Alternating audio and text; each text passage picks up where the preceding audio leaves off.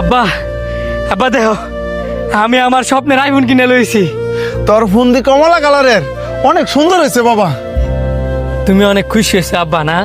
হরে আব্বা অনেক খুশি হয়েছি, তোর খুশিতেই তো আমার খুশি। তুমি আব্বা এই ব্যাগটা লইয়া বাড়িতে যাও, আমি এই ফোনটা আমার বন্ধুরে এনে দেয় গিয়া।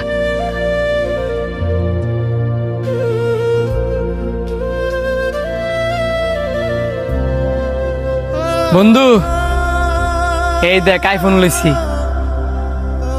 17 Pro Max? নিশ্চয় চুরি করছস?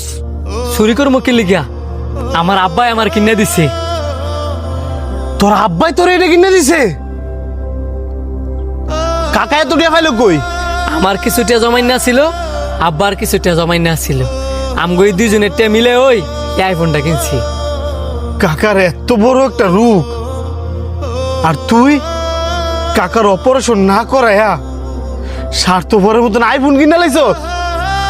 কি কস আমার আব্বার রোগ? আমার আব্বার রোগ আমি জানি না, আর তুই জানস? আমিও জানতাম না, যদি কিনা আমার মায় আমারে না কইতো। আর আমার মারে কইছে তোর মায়।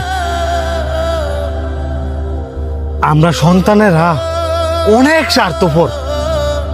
একটা বাপ নিঃস্বার্থভাবে একটা সন্তানের শুরুতে অনেক কষ্ট করে লালন পালন করে বড় করে তুলে।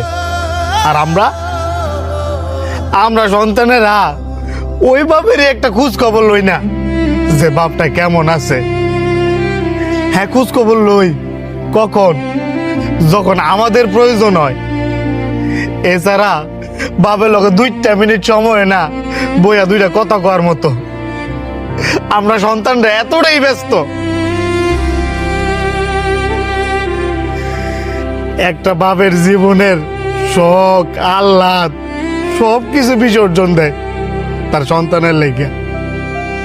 মনে করে কি তার শখ আহ্লাদ দুঃখ কষ্ট সবকিছু হচ্ছে তার সন্তান। কিন্তু দিন শেষে ওই সন্তানই যখন তার বাপের বুঝতে চায় না, ওই বাপের চাইতে হতভাগা এই পৃথিবীতে আর কেউ নাই। আসলে তুই ঠিক কইছস, আমরা সন্তানেরা বাপেরে বুঝতাম চাই না। তুই থাক। কাকা দেখেন, আপনি মুরব্বী মানুষ, আমি আপনার লগে খারাপ ব্যবহার করতাম চাই না। আপনি একটা কিস্তি নিছেন, ওই কিস্তি দিয়ে শেষ করছেন না, আবার আরেকটা কিস্তি নিছেন। যে কোনো একটা কিস্তি দিয়ে তো শেষ করবেন, আমার তো অফিসে জবাব দিয়ে করুন লাগে। আমার আর কয়েকটা দিন সময়